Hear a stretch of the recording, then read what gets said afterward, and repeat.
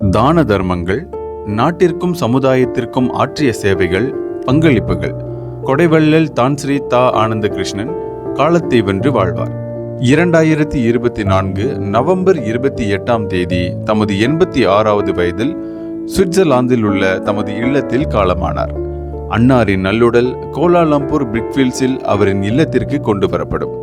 Kuala Lumpur 120 Jalan பெர்ஹாலா Brickfields, Kuala Lumpur எனும் முகவரியில் நாளை டிசம்பர் 3ஆம் தேதி செவ்வாய்க்கிழமை மாலை 5 மணியிலிருந்து இரவு 9 மணி வரை பொதுமக்கள் இறுதி அஞ்சலி செலுத்தலாம்.